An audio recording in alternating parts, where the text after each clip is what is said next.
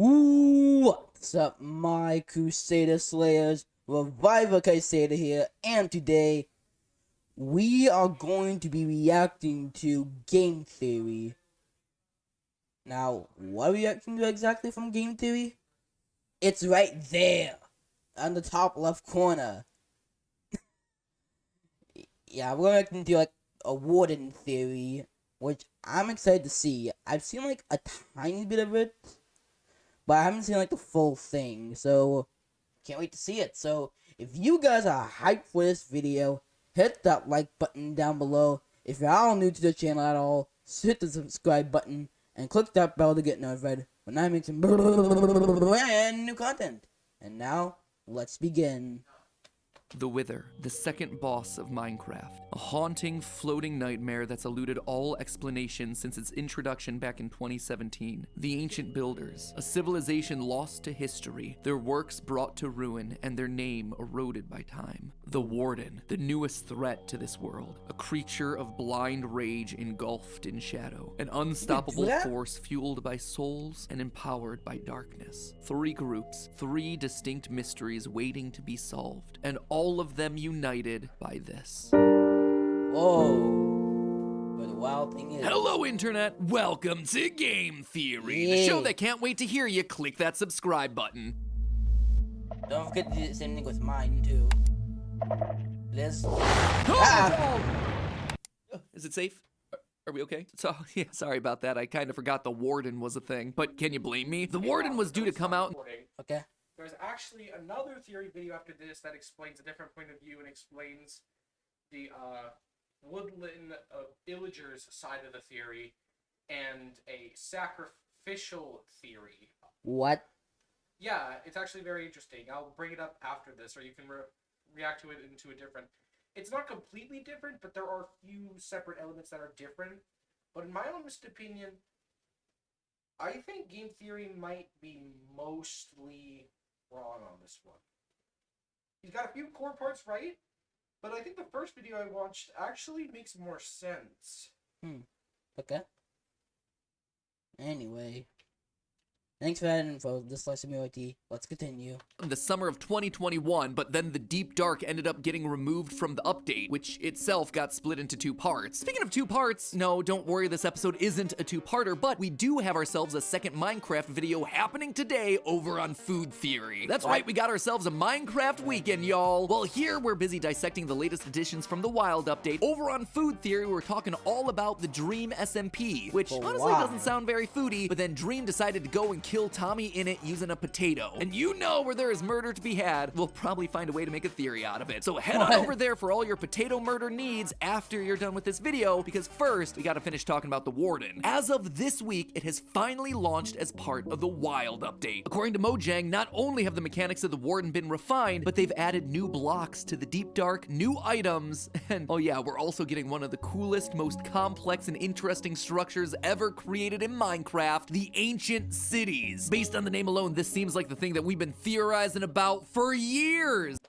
You know, guys, I've seen like a little bit on creative because I'm just too much of a wimp to do it on survival. And plus, I can't find one on my legit survival world. I can't find one. Probably because it was created before the Wild update, but who knows, maybe I'll find it one day. But anyway, yeah, I checked some out the Deep Dark and it looks mega scary, bro. Like, there's literally skulk everywhere. It looks so big and intimidating. Like The Rock. What?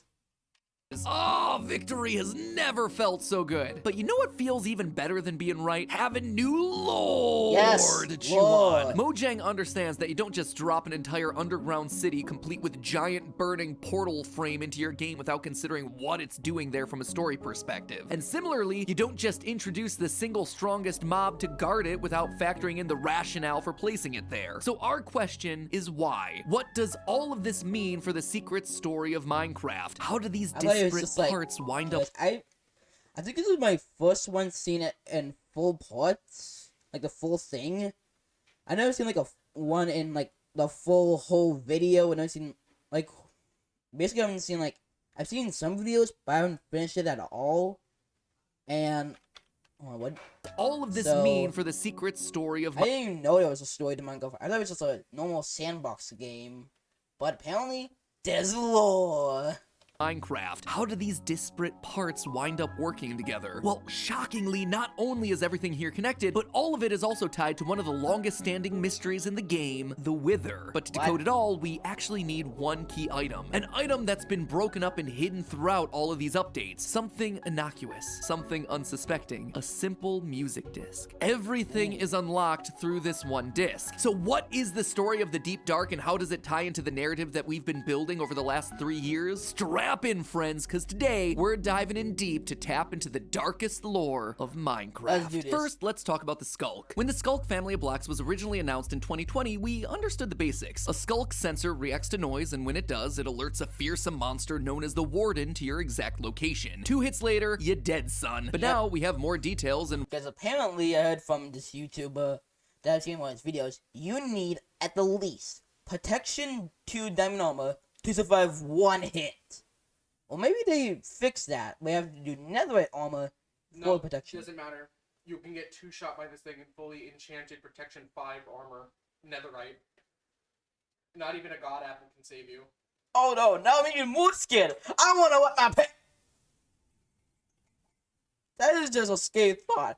A mob like elite Oh. 2-shot you. Bro, and guess what? It recently got added with a supersonic blast. Yeah, so from the start of this video, I was like, they can do that now? Mm-hmm. So used to all the fans were saying, oh, we can just bridge away from it and shoot it with a bow. Oh, we can just bridge up. Yep, because players said that, they added a ranged attack. What have you done, Minecraft community? What have you done? What have you done? What? You fool! You doomed us all! That was my best Spry impression. I had something in my throat, so... It's fine. what we've learned is disturbing, to say the least. A new block disturbing. called the Skulk Catalyst basically takes in energy to transform the blocks around it into other Skulk blocks. That's how this creature is able to spread, but it begs the question, what energy is it using to convert these regular blocks? Well, this ain't your grandma's moss blocks that you can just bone meal around, my friends. These things take something a bit more potent than that. The souls of the living. You see, if a mob dies within 8 blocks of the catalyst, the mob won't drop XP orbs. Instead, souls appear above the catalyst, at which point the Skulk spreads to new blocks. Remind me, my where have we gosh. seen souls in relation to this update before? Oh yeah, the Warden. In the middle of its chest, we have what look to be the faces of 3 trapped didn't souls. realize Now, in our that. last theory, we speculated that Wardens were created using a combination of Skulk and souls in order to protect the underground cities. However, I'm not so sure anymore. Back in 2020, we got this tweet from 1.19 developer Brandon Pierce, which says, quote, "You could definitely argue that the Skulk in general is sentient." What Now, that we mean? just talked about how when a mob dies near the Skulk Catalyst, it creates new Skulk blocks. But it can also create a new block called the Skulk Shrieker. This block is the key, because not only does it have souls swirling around inside of it, thereby confirming that it's being created from the souls of the dead, but it also makes these sounds. That's fine. I didn't need to sleep tonight. Minecraft is totally a kid's game. Yeah, Anyway, that totally. shriek isn't just signaling that I have to take an adult diaper change. When it goes off, you'll hear another noise, the sound of something burrowing up to the surface. That something is the Warden. So what am I saying here? Well, I'm suggesting that the Warden wasn't created by the ancient builders to protect themselves. Instead, I think it was made by the Skulk to protect itself. When it senses danger, it summons a creature made of Skulk, an unstoppable force that acts as the final line of defense, trying to ensure the survival of this species. And this is actually supported by the Warden item drops. You see, if you manage to take one down, it drops a single Skulk Catalyst, which honestly feels like a crummy reward for something so difficult. Yeah. I think I when the update came out, I tried to kill it in creative, and it dropped that, so... It's about to explain why it does that. Ooh. Play it.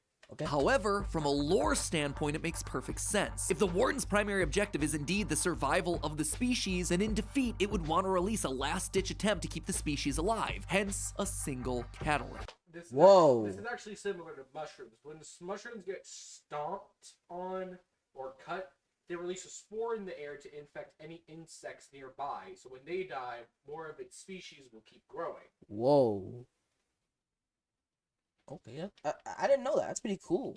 But that still doesn't answer the major question, where did the skulk come from in the first place? For that, we actually have to take a closer look at the new biome, the Deep Dark, and more importantly, those ancient cities. Once you enter the Deep Dark biome, you start to find these patches of skulk blocks. If you follow these patches further down into the cave, eventually you'll find an ancient city, ruins covered in even more skulk. Logic would dictate that since the concentration of skulk is higher in the cities, this must be where it originated, and this seems to be correct. In the ancient cities, the hallways are covered in woolen carpets. That's an important detail since the skulk and wardens are sound-based entities. They respond to your steps. And wouldn't you know, woolen carpet are the only blocks that don't activate the skulk when they're walked on. What? This tells us that the inhabitants of the ancient city were clearly aware of the warden, and they were trying to live their best alongside it. However, just because this seems to be where the warden lives now doesn't mean that it's always been here. Right in the middle of the ancient cities is a massive structure made out of a new block called reinforced deep slate, an immovable, indestructible block similar to the end portal frames. But that's not where the similarities end. In the game files, this big structure of reinforced deep slate is known as the city center. It's a pretty generic name, right? Doesn't really tell us all that much. However, there are smaller versions of that same city center dotted around, and in the game files, they're known And we're back. I had to go do a thing. as small portal statue. That's actually incorrect. And they reworked that file to say small statue. I saw that in the other video I mentioned earlier. So it's not supposed to be a portal anymore. Okay. Portal, you say? Now sure, Mojang has said for years that it isn't adding any new dimensions, but that's missing the point. I don't think Mojang is introducing a new dimension, I think they're introducing the idea of a new dimension as they continue to explain Minecraft's history. A history that becomes a lot more clear thanks to one little item. Or should I say 9 little items that make up a bigger one? Disc number 5. That's right, ladies and gentlemen, we've got ourselves a new numbered disc. And you know what that means? Sound-based storytelling. But before I can start piecing together the disc and the lore, I've got to tell you about how you can start piecing together a great website, because this portion... One moment. I know where this is going. Okay, we're back. Did I push up this button right? Okay. Anyway, let's continue. As I alluded to, Disc 5 is actually split into 9 fragments which can be found in chests throughout the ancient city. But instead of delightful music, this one follows in the footsteps of Discs 11 and 13, a sound effect-driven track that's designed to tell us a story in order to fill out the lore of what's going on here. The track starts off with the classic sound of static, like you'd expect from an old record player, but it begins to ramp up into a loud rumble, which is then immediately cut off, followed by what appears to be the speed up of time. We'll hear these sorts of speed ramp effects a lot throughout the disc. The next set of sounds are ones that are familiar to anyone who knows discs 11 and 13. The sound of someone walking underground, this time on dripstone. You can tell based on the footsteps, using their flint and steel to light a fire while bats flutter through the cave. However, as this character walks, it eventually turns into a march, which is then joined by other footsteps coming from what seems like heavily armored soldiers. We can make out sirens going off in the background. What?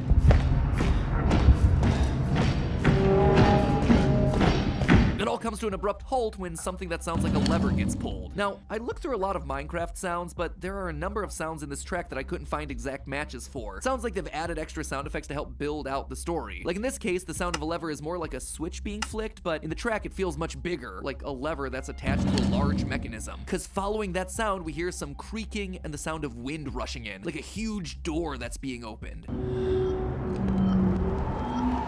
After this, we hear our character take a deep breath, only to then hear a monster shriek. So far, it feels relatively self-explanatory. The first person we hear walking is someone leading a charge or a group of soldiers, lighting a torch to help them walk underground. In the distance, we hear the warning sirens of a city blaring. They open the door in order to defend the city against something when suddenly, the disc has a weird break. We hear 23 seconds of just music. It's almost like different discs have been smashed together. It was in fragments after all. That would also probably explain all the time warping effects we hear throughout the track. Different chunks of the disc were recorded at different RPMs, which is why the audio is constantly warping and shifting. Anyway, when the music ends, we're back to the story. Bubbling lava can be heard, while more footsteps on dripstone move towards an amethyst. They break the block, and doing so seems to set off some sort of a cave-in. It's not really a sound I recognize, and the closest I could find were mood sounds from the nether wastelands, which would explain the lava, but not really the dripstone floor of the amethyst. After the cave-in, we hear screeches off in the distance. Screeches of what appear to be phantoms. Doesn't make a whole lot of sense underground. However, very shortly afterwards, we hear our character run quickly, and the terrain changes from dripstone to stone to dirt. Meaning that he's running relatively close to the surface. We hear the clanging of tools as they collect materials, coughing as they light fires to see. But he clearly sees something that causes him to run away quickly, only to then reveal another monster roar, which is again quickly distorted by the change of scene from the disc. Thuds are now heard in the background, explosions distorted by the cave system. Our character places down sand, scrapes a metal tool against a stony object, and finally a mechanical noise is heard, all while eerie voices whisper in the background, similar to that of the soul sand valleys. But the explosions are getting more frequent, until eventually one bursts into the area.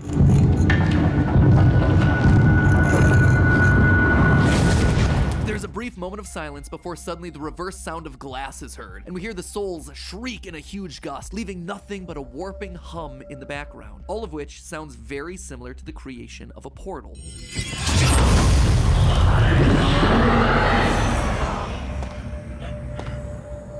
In that moment, our character takes a few steps towards the portal. We know this because the sound gets louder, until he places down dirt blocks to help him reach it, where we are then met with the sound of a skulk sensor and the roar of a warden. The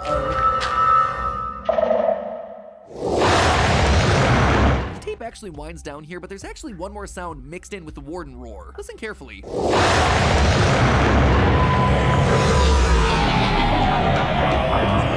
Did you catch it? The warden roars, and it's closely followed by a slowed down death sound from one very specific mob, the Wither.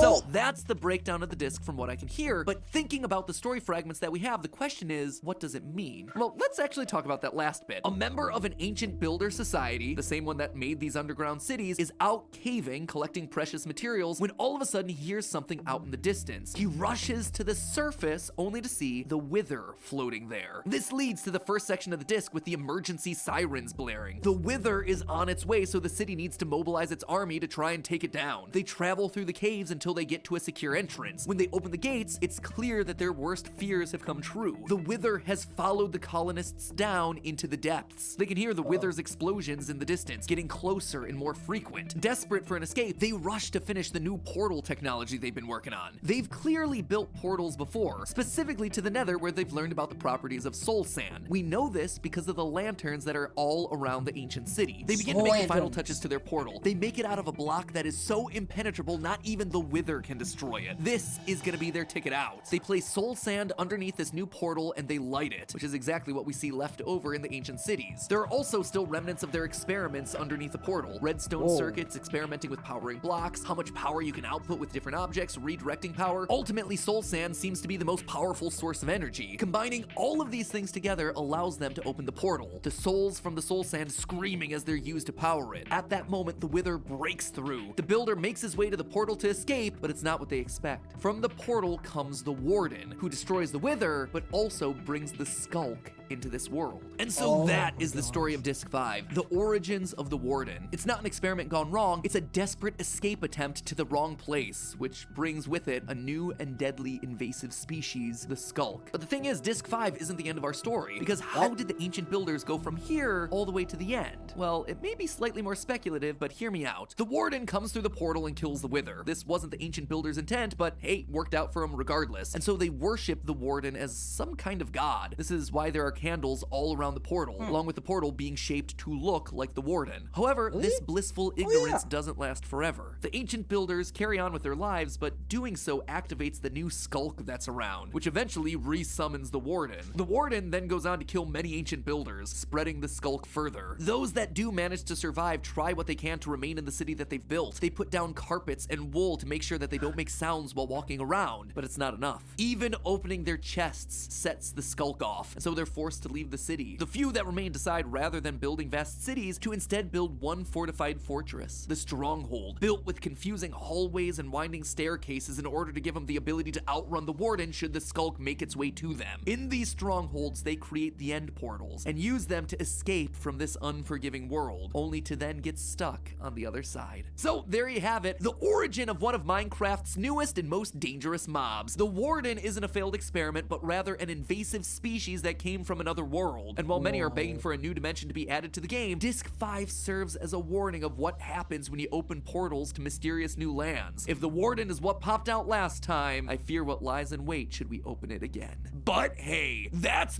What? Let teach us a full name on hardcore players. Wait, that's illegal. I mean, that's true. just a theory. A game theory. Thanks for watching. Dude, that actually makes sense because the candles, you put candles to worship crap. That's SliceOfMeYT. What do you think? Well, I do think a lot of parts are correct, but there's one major point that he didn't touch. What was it? So, one could argue that the ancient cities were built by... One can argue that the cities were built by pillagers because of the weird... Look, I have one right here for you. The webcam's not on, but okay. Because of the weird wooden towers and weird dark oak blocks that surround the area, blue wool, and also the strange blue and cyan blue patches of wool that we see in woodland mansions. In fact, there are even towers and bridges around the area that show like there was reconstruction done. Whoa. But that's the thing.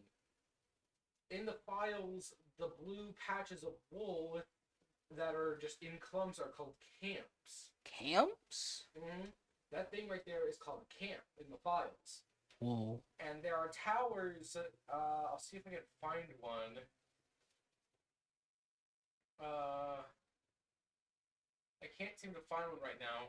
But there are like wooden bridges recreated using dark oak. Huh. Sometimes they'll be covered with blue carpet. Neat. Now here's the thing. What I find, what the person that I watched found was that pillagers found this place and tried to claim it as a settlement. But the Warden took most of them over, hence why it looks like there's a lot of like falling apart scaffolding. Whoa. So that's exactly it. They didn't build it. They just tried to establish a settlement here. And the other thing is that these guys must have been so obsessed because they built the portal in likeness of the Warden. They even built the small portal statues, and the person theorized that there is a pit. A pit? Yes, a pit of where a lot, or maybe that was just a dramatic theatrical illusion that he made up for his animation. But apparently, the reason why there's so much smoke is that they wanted to appease the Warden. So one by one, they sacrificed builders to it every month. What? By protecting them. Hence why there's so much smoke sprouted out around the area. It wasn't because that, sure, a couple of them may have just been opening their chest, then why is it everywhere in splotches? Why is it in condensed areas? In areas that seem to be where no chests are, where they wouldn't be mining anything. Dude. Why is it just in areas? Like on bridges, I could understand. They could accidentally step off of the pathway or it slowly get eaten up. But I'm in the game right now and showing that, especially in the ritual areas, there's just giant clumps of it. Giant clumps? Look, this is right in the middle of a pyramid ritual thing, right behind a small statue. And it's just one of the biggest clumps. And right here, looks like a crypt. What's a crypt? A crypt is where you store a dead body. And look, there's a skeleton. Oh my gosh. So what the guy said is that in order to appease the Shoke and feed it so it would keep protecting them, was that they sacrificed each other. Dude. That one day, there was only one builder left. And the warden came up and... killed him. No. The builder realized what the crimes that he and his kind done. So he woke up the warden and let it kill him so he could rejoin them. That's why the warden is so angry. It's the angered souls of all the sacrificed builders who realized their sacrifices were for nothing. Hence the supersonic scream of anger. Oh my gosh, that makes more sense, guys. Who do you think is right, MatPat or... No, I'm saying MatPat is right, but there's just a few things he didn't touch on. Oh. That the other guy did. So who is the other guy? There's a video you could look up called I Found Out What the Warden Is. Well, let me see. I found out what the warden is.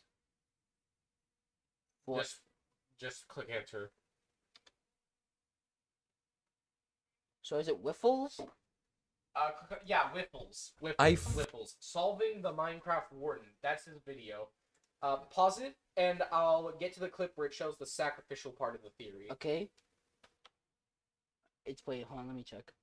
Is it played? Yeah, it's played. Okay, there was also another thing about the redstone lamps that I think he was wrong on, but that the ancient builders built the Shriekers or formed the Shoke into the Shriekers. Like anti-player, how about thinking along the lines of player activated? The builders don't want an accidental mob noise or chest opening to trip their sensors and summon the warden for no reason. No, they want to make sure that when they need to summon the warden for protection, they can do it intentionally through the Shriekers. So what am I getting at? The ancient builders torment... Alright, pause it. So basically, yeah, he touched on a theory that they sort of found the Shoke and kind of clumped it together to make those. That's where I think he's a little off, but I mean, it does react with redstone and it makes sense why those redstone laboratories are there. Alright, pause it. Alright, here's the part where their theories kind of intertwine with the Warden and Wither. The builders panicked, running around in fear when suddenly one activated a Shrieker, and out of the ground came a Warden. An amalgamation of the souls and bones of the builders who had died in the city, attacking anything that made a sound. A force of nature strong enough to take out even the Wither. The builders rejoiced, careful not to anger the Warden but thankful for its defense. Many more Withers roamed the surface, but for now the builders had won a battle. But then... the rituals began. They had to keep the warden happy, right? They can't risk angering it. By force or by choice, builders were sacrificed to the Skulk. They were killed by their comrades near the Skulk catalyst to spread the growth. The soul-infused Skulk slowly consumed the Skulk catalyst.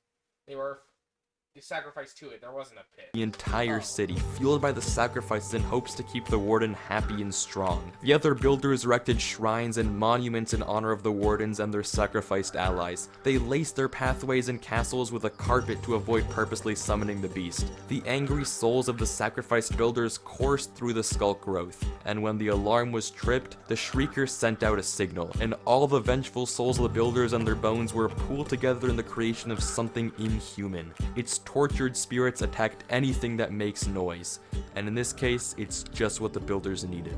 The sacrifices continued, each time a new set of builders was offered up as tribute to the warden, compensation for protection, hoping to fuel its strength and please it. But slowly the population ran dry. With each Wither attack came more and more damage to the city and less builders to sacrifice. Eventually the final builder was sacrificed to the warden, hoping to please it one last time as its soul joins the angry, swirling mass in the Shrieker. The final builder walks the city alone, maybe in regret that he's had to sacrifice all his allies to make it to this point. The final warden to be summoned is the product of a whole population offered as sacrifice, a collection of souls that seeks revenge, whether it be on the Wither or their allies who sent them to die. And as the Shrieker gets activated one more time, the city finds peace at last. And maybe the skull. Whoa. That sounds insane. He says, and maybe the skulk is man-made.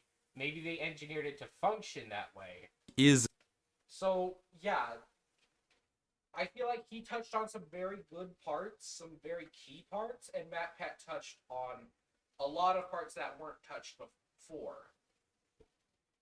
So, I've never seen this guy. I watched that video because Game Theory didn't come out with a Warden video yet, but I started looking at other theories this guy has made, and honestly, he makes a lot of good points and looks at every detail. Really? Yeah, he looks at everything. Every detail. Whoa. So I'm not saying he's better than MatPat. I'm saying that maybe if they collabed, I think that they could flesh out something even better. So, was it? Yeah? Sorry, I was just saying turtles. Anyway, thank you for this reaction. Thank you for your time, this SliceOfMeYT. If you guys enjoyed this video, hit that like button down below. If you're all new to the channel, subscribe and click that bell to get notified when I make some brand new content. And now, I shall see y'all in the next one. Bye!